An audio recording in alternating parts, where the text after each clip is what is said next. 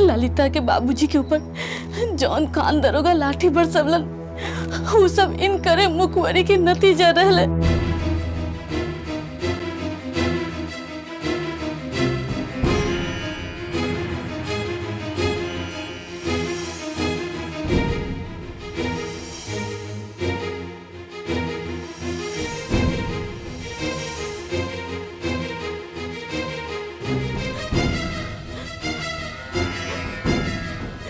अब हम जब तक देश के खातिर कोनो ऐसा काम ना कर देब कि क्रांतिकारी लोग के साथ दे सकी, तब तक हम केहू के अपन मुंह ना दिखाई।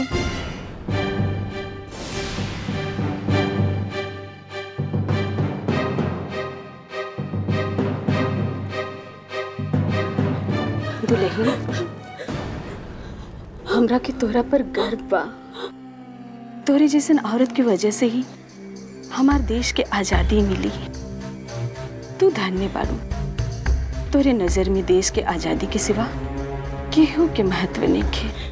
हम का बताई, वो हमार पति के नाम पर कलंक रहले। नहीं नहीं दुल्हन, ऐसा मत बोला। हम तोहर भावना के समझता नहीं। वो तोहर पति रहलन। अच्छा, आपन ध्यान रखिया और विष्णु के भी। हम चलता नहीं। नाना, तनी देर रुकी।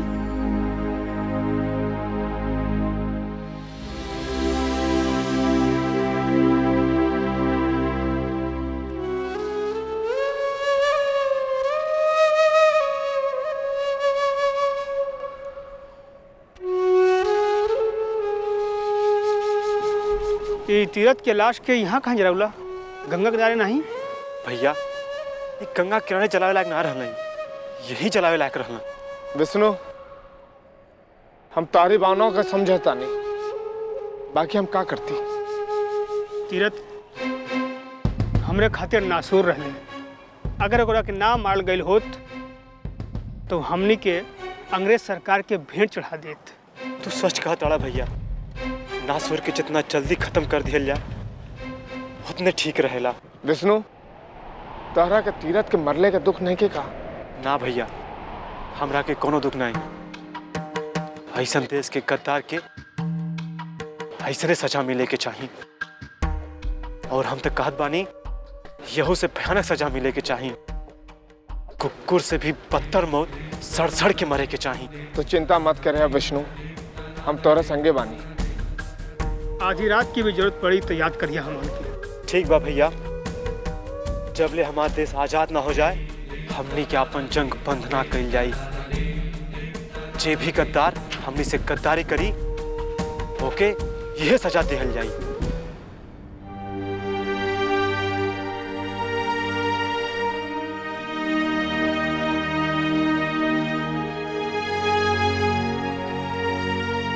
हमरा के माफ कर दी दीदी। ऐसा काहे कह रहल बाड़ू तीरथ के दुल्हन? हमरा के तीरथ के दुल्हन कह के शर्मिंदा ना करी। हमरा के विष्णु के भौजी कही। ठीक बा, हम तोहरा के विष्णु के भौजी कहब। विष्णु के भैया ललिता के बाबूजी और क्रांतिकारी लोग के साथ जो कैलन ओकर तो हम भरपाई ना कर सकीला। बाकी एके अपना पास रख ली। ई कबा विष्णु के भौजी? इमे रुपया और गिन्नी हा जेकरा विष्णु के भैया गलत तरीके से कमैलन। हम चाहे कि एके ले जाके ललिता के बाबूजी के दे दी, ताकि देश के खातिर कोनो काम आ जाए तो हमार कुछ बोझ कम हो जाए। विष्णु के भौजी, ई गलत ढंग से कमाइल गल धन ललिता के बाबूजी बिल्कुल हाथ ना लगे हन। अगर ई धन देश के काम ना आई तो हम एके जला दे।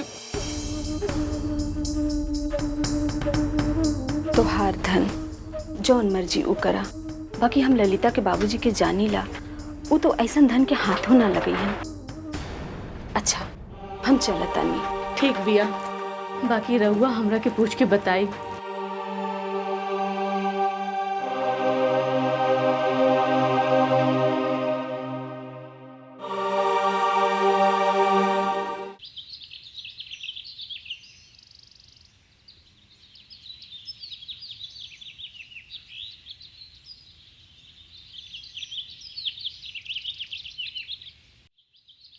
विष्णु अब का कइल जाए? जौन रहुआ कहीं हम आपके संगे बानी। हमरा लायक जौन भी काम होई बताई, हम पीछे ना हटब। वो तो ठीक बा विष्णु, बाकी हमनी क्या बहन रहे के कोनो जुगाड़ भइल ना है। सोचा तानी तारा घर में रहल जा। हमरा घर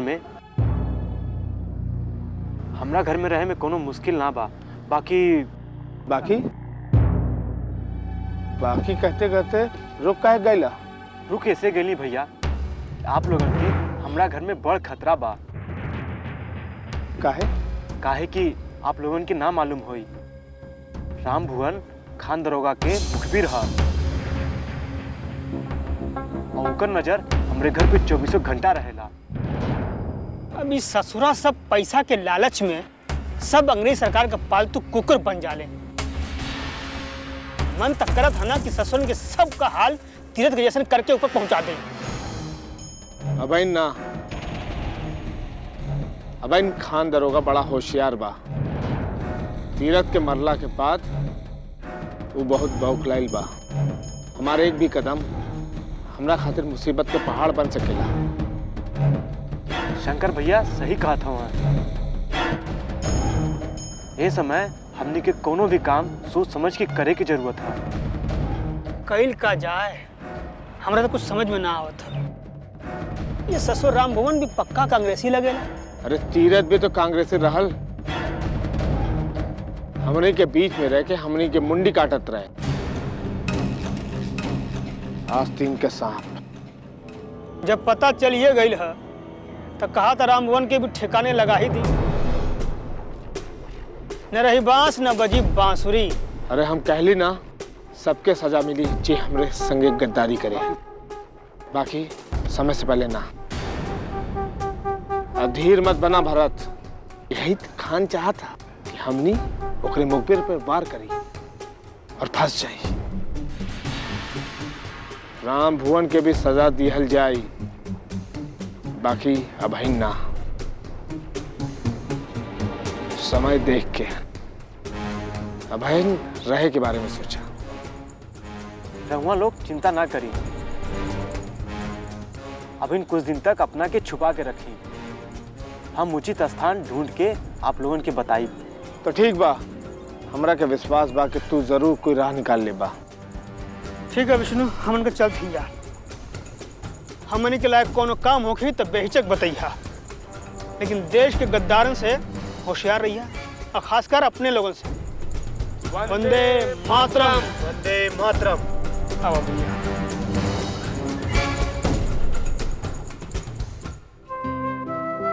ली मैं पानी।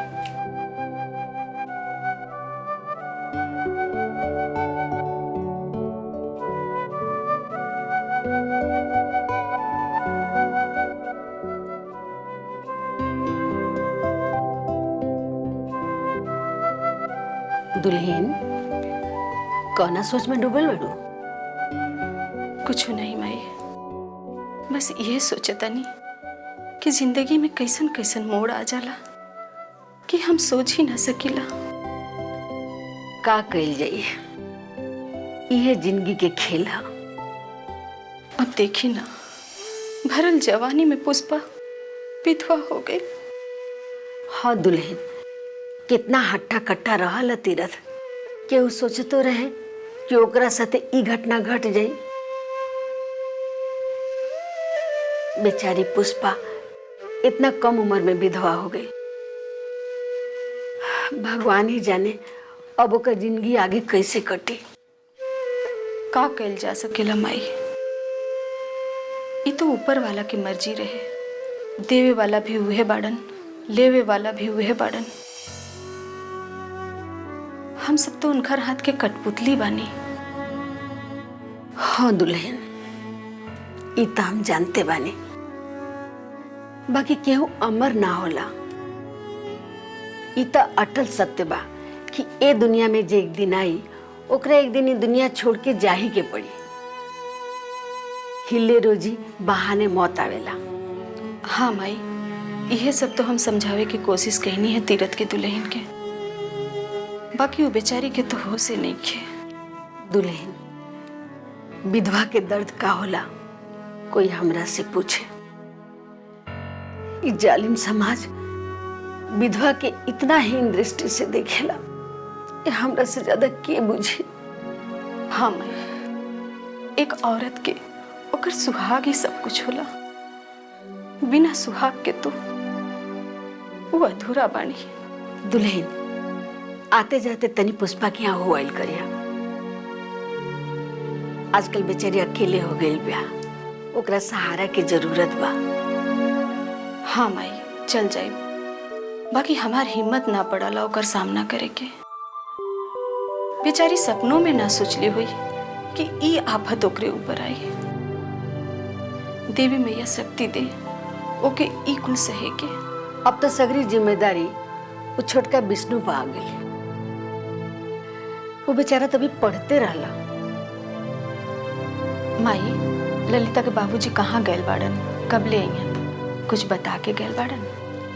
वो अपना पार्टी के काम से बाहर गई बा। कब ले आई ये तो भगवान जानत रहन।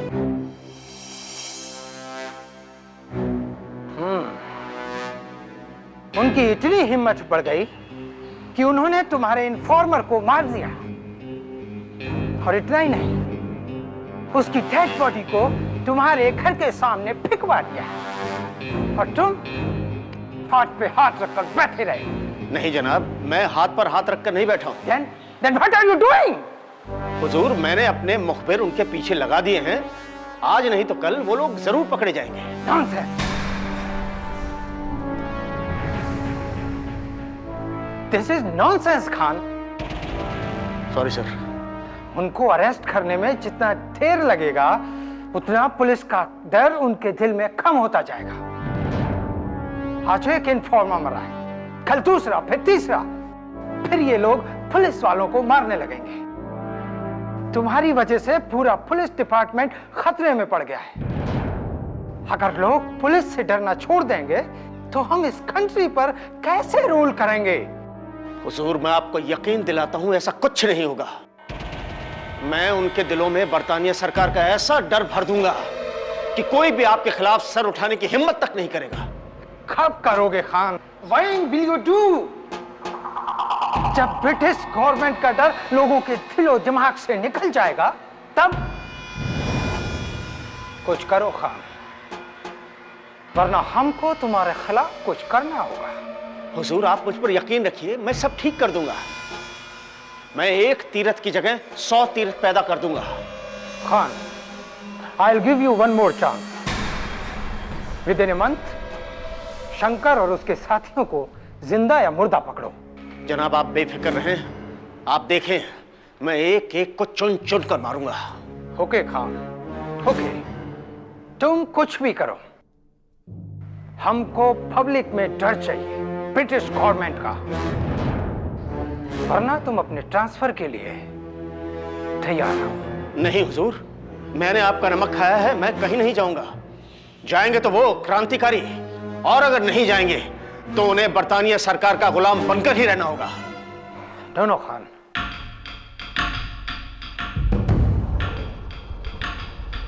we will have to do something else. तुम हिंदुस्तानी होकर इतनी सी बात नहीं जानते? इस कंट्री का लोग पुअर है। शंकर और उसके साथियों को अगर पकड़ना है तो यहाँ के लोगों में लालच पैदा करो, उनका पोस्टर चिपकाओ, रिवॉर्ड डिक्लेयर करो, तब सारे क्रांतिकारी पकड़ में आएंगे। जी हुजूर, यही बेहतर होगा। ठीक है खान, कुछ करो, फास्ट। सर।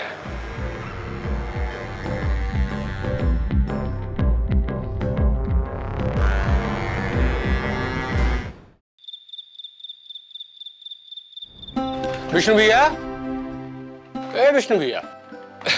रामभर, तू बैठा। तारा भौजी खातिर खाना लेके आयल बनी। काहे कि हमरा तो मालूम बानू कि आज तारा घरे चूल्हा ना जली। एकरा कोनो जरूरत ना रहे रामभर। सुमेर भैया के छोटका भाई खाना दे गेल रहलन। कोनो बात ना, रख लो, बिहाने खा लियो। लेकिन बाकी अपना के हमरा से कबो अलग मत समझियो। रात बिरात कबो हमार जरूरत हुई तो तुरंत हमरा के खबर कर दिया, हम जल्दी आ जाए, समझ गइला? धन्यवाद एकरा खातिर। बाकी हमरा के कोनो चीज की जरूरत नहीं के, घर में सब भरल बा। मालूम बा, मगर हमहू तहार पड़ोसी बानी। एगो पड़ोसी के फर्ज होला कि नाजुक वक्त में पड़ोसी के काम आवे। बाकी हमरा तो इहो मालूम बाटे कि तीरथ भैया हमरा नाजुक वक्त में हमार कितना काम आइल बड़न। तो हमरा तो फर्ज बनेला कि उनका नाजुक वक्त में उनका परिवार के, हमारा मतलब तहारा भौजी के ख्याल रखी हम। ठीक कहला रामभुवन, भैया तब रहला ना, बाकी अब तोहरा लोगन के तो सहारा बा। ठीक बाटे, बाकी रात बिरात कोनो जरूरत हुई तो बेझिझक बता दियो। हमरा के अपना से कबो पराया मत समझियो। ठीक बा रामभुवन, अब तू जा।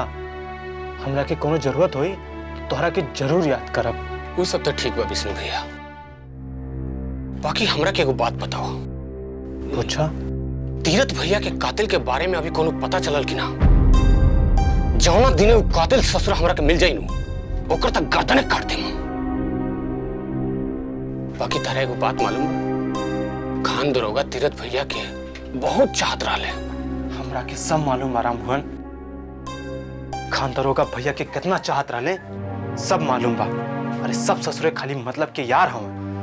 भैया के मोहला के बाद केहू ताके ना आई। आखिर ये अंग्रेजी कुकुर के ज्यादा ही ऐसा होले। ना ना ना ना, तारा गलत फहमी भइल बाटे। खान दरोगा ऐसा बिल्कुल ना हो गए। सुन ला, उनका दिल में तो अभइयो तीरथ भैया खातिर बहुत प्यार बा। रामभुवन, हमरा के सब मालूम बा। बाकी एगो बात बतावा, तोहरा के पुलिस काहे बोलौले रहल? असन कोनो चिंता के बात नहीं है विष्णु भैया। उ का हो कि हमार पड़ोसी नरसवा बानू, उहे कुछ लफड़ा कर देल रहलो। अब इहे बात के लेके खान दरोगा हमरा के अपना थाने बुलौल रहलन। खान दरोगा के साथे मिल के अंदर ही अंदर सारा मामला सलटा देनी। बाकी कोनो चिंता के बात ना रहलो। तारा मालूम बा, खान दरोगा के दिल में अबहू तीरथ भैया खातिर बहुत प्यार बा। तीरथ भैया उनका खातिर बहुत महत्वपूर्ण रहले। सुन लो, बाकी तू चिंता मत करियो। कबो हमार जरूरत पड़ी रात बिरात तो हमरा खबर कर दियो, हम फटाक से आ जाए। सुन लो, अपन ख्याल रखियो, संगे भौजी के भी ख्याल रखियो। अच्छा, हम चला तनी। प्रणाम।